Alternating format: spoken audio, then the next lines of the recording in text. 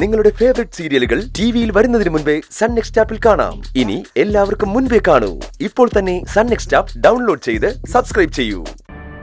തെളിവുകൾ നമ്മളെ തേടി വരില്ലല്ലോ മുത്തശ്ശി, തെളിവുകൾ തേടി നമ്മൾ പോണം.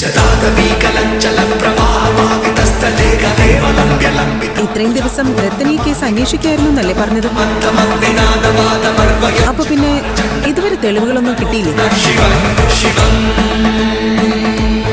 അന്ന് രാത്രിയില് ശരിക്കും എന്താ സംഭവിച്ചെന്ന് ചേച്ചിക്കറിയോ? അറിയില്ല. പക്ഷെ എനിക്കറിയാം.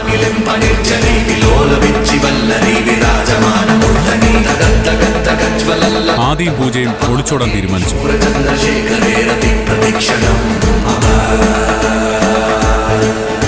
പക്ഷെ എന്തുകൊണ്ടൊക്കെയോ നിശ്ചയിച്ച സമയത്ത് അവർക്ക് കണ്ടുമുട്ടാൻ കഴിഞ്ഞില്ല. ടൗണിൽ കാത്തുനിന്നും അടുത്ത ആദി പൂജ അന്വേഷിച്ച് ഇറങ്ങി പുറപ്പെട്ടു. ഒടുവില് റെയിൽവേ ട്രാക്കില് ജീവനൊടുക്കാൻ പോയ പൂജയെ ആദി കണ്ടെത്തി. എന്നിട്ട് ജീവിതത്തിലേക്ക് മടക്കിക്കൊണ്ടുവന്നു. പക്ഷേ ഇതിനിടയിലാണ് പൂരിപ്പിക്കേണ്ട ആ കഥ. പൂജ ജീവിതത്തിലേക്ക് മടങ്ങി വന്നപ്പോ പൂർവ്വകാമുകൻ ഷാനു ഭൂമി വിട്ടു പോയിരുന്നു. പൂർവ്വകാമുകന്? ദത്തൻ എന്താ ഈ പറയുന്നത്? എന്റെ മകളുടെ കാമുകനൊന്നും അല്ല അവൻ. എന്റെ മകൾ ഒരാളെ മാത്രമേ സ്നേഹിച്ചിട്ടുള്ളൂ. അത് ഈ നിൽക്കുന്ന ആദിയ അല്ലെന്ന് ആദി പറയട്ടെ.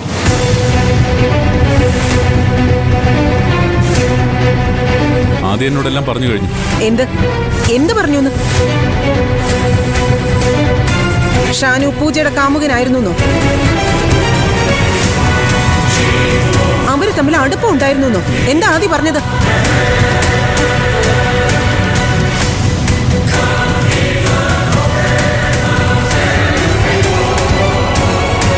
ഒരു കോളേജ് ആകുമ്പോ പല ആൺകുട്ടികൾക്കും പെൺകുട്ടികളോട് ഇഷ്ടം തോന്നിയെന്ന് വരും.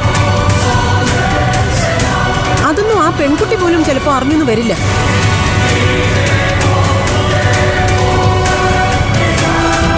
എന്റെ മകളുടെ ജീവിതത്തിൽ ആദ്യമല്ലാതെ മറ്റൊരാൾ ഉണ്ടായിട്ടില്ല. ശരി, സമ്മതിച്ചു. പൂജ ഇതൊന്നും അറിഞ്ഞിട്ടുണ്ടാവില്ല. പക്ഷെ ആദ്യം അറിഞ്ഞല്ലോ. അതുകൊണ്ടാണല്ലോ ഷാനുവിനെ അവന് കൊല്ലേണ്ടി വന്നത്.